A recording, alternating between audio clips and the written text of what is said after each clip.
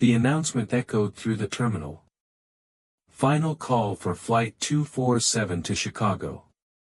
The gate is now closing. I ran as fast as I could. My suitcase bounced. My lungs burned. But the gate closed right in front of me. I froze. My flight was gone. People passed by, busy with their lives. I just stood there, staring at the door. My plans had collapsed in seconds. I dragged myself back to the waiting area. The lights felt too bright. The chairs too cold. I sat down, tired and angry. That's when I noticed her. A girl sat across from me. She hugged her backpack tightly. Her hair was messy. Her eyes looked lost, like she had been waiting forever. She looked up. Our eyes met. I smiled a little. She didn't, but I saw her lips twitch. "Miss your flight too?" she asked softly. "Yeah," I said. "You?" She nodded. "Hours ago. Still here." I chuckled. "Guess we're prisoners now."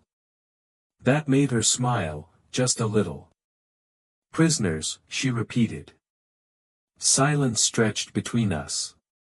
I should have pulled out my phone. But I didn't. I kept looking at her. Finally, I said, "I'm Ryan." She hesitated. Emma. Her name fit her. Simple. Gentle. And just like that, the airport didn't feel so empty anymore. I had no idea this missed flight was the start of something bigger. The hours dragged. Announcements came and went. Flights left. We stayed. Emma sat with her knees pulled up. I offered her a sandwich from the vending machine. She shook her head. "I don't have money." "Take it," I said. I bought two. She hesitated. Then she took it carefully, like it was made of glass. "Thanks," she whispered. I watched her eat slowly. It felt strange. Sharing food with a stranger in a place full of people rushing everywhere. But for us, time had stopped. Outside the glass windows, planes lifted into the sky. I wondered where I would be if I hadn't missed my flight. Then I looked at Emma. Maybe I was exactly where I needed to be. We talked. At first, only small things. "Where were you going?" I asked. "Boston," she said. "You?" "Chicago." Then silence. Later, she spoke again. "I was running away." I blinked. "From what?" She stared at the floor. "Family." Her voice cracked on the word. I didn't push. I just nodded. After a while, I said, "I was running too. From my own mistakes." She looked at me then. Her eyes softened.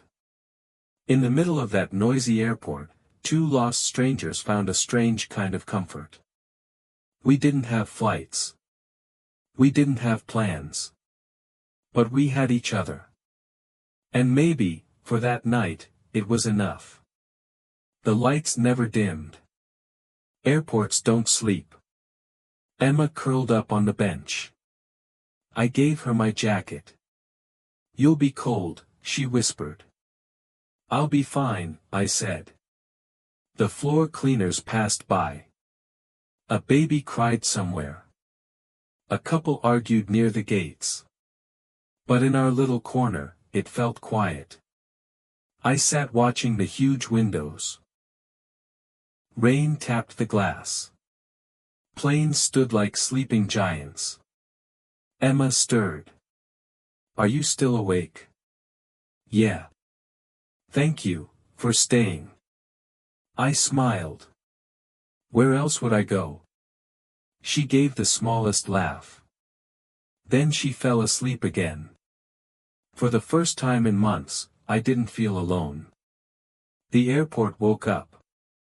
Announcements blared. Shops rolled open their shutters. Emma stretched and rubbed her eyes. "Morning," she said softly.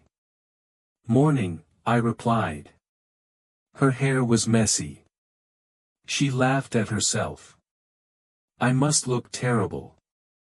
"No," I said too quickly. She blushed. I looked away. We bought cheap coffee. It was bitter, but warm. We shared a muffin. For a moment, it felt normal.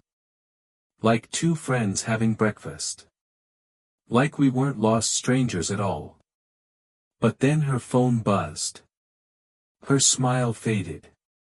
"It's my dad," she said quietly. Emma answered slowly. "Hi, Dad," she whispered. I watched her face change. At first, she listened. Then her lips trembled. Her eyes turned glossy. She forced a smile. "I'll be fine," she said. Her voice cracked. The call ended. She stared at the floor. Tears slid down her cheeks. "Emma?" I asked gently. She shook her head. "I can't go home," she whispered. "They don't want me there." The airport felt louder. But around us, it was quiet. Just her pain. And my promise to listen. I sat closer. Her hands shook. So, I spoke. "My mom left when I was 10, I said. My dad worked too much. I learned to be alone." Emma lifted her head. Her eyes searched mine. "You know how it feels?" she asked. I nodded slowly. "I know the emptiness. I know the silence in a full house." Her tears softened. For the first time, she smiled faintly. "You don't judge me," she whispered. "Never," I said. "You're not broken, Emma. You're human." For a moment, the airport disappeared. It was just us. Two strangers. Finally understood. The airport grew quiet. Shops closed. Lights dimmed. Emma leaned on my shoulder. I froze, then relaxed. Her breath was soft. She trusted me. I didn't move. I didn't want the moment to end. I watched people sleeping on benches. Families huddled. Children curled up in blankets. But Emma. She was different. She was more than a stranger now. At midnight, she stirred. "Sorry," she whispered. I shook my head. "Don't be." She smiled, tired but real. For the first time, I saw hope in her eyes. And it lit something inside me. The long night felt short. Because I wasn't alone. Because she wasn't either. The first light crept through the airport windows. Orange rays touched the floor. Announcements returned. The world was waking up. Emma stretched. Her hair caught the sunlight. She looked beautiful in that quiet glow. "Morning," she said softly. "Morning," I replied, not wanting the night to end. Our flights were close now. Her gate was one way. Mine was the other. "Guess this is it," she whispered. My chest tightened. We had shared hours, but it felt like years. I wanted to ask her to stay. I wanted to follow her. But I said nothing. At the gate, she turned. Her eyes searched mine. Strange how a day can change everything, she said. I nodded, unable to speak. She pulled a pen from her bag. Wrote something on my ticket. A number. A name. Don't let this be goodbye. Then she walked away. I stood frozen. People rushed past. Flights were called. But all I held was her handwriting. And the memory of the day a stranger made me believe again. Not lost anymore. Not strangers anymore. Just, the start of something new. Thank you for watching this emotional love story on the Love Chapter by Aree. Don't forget to like, comment, and subscribe for more heart-touching stories. Tell us in the comments which country or place you are watching from. We'd love to know where our family of viewers is growing around the world.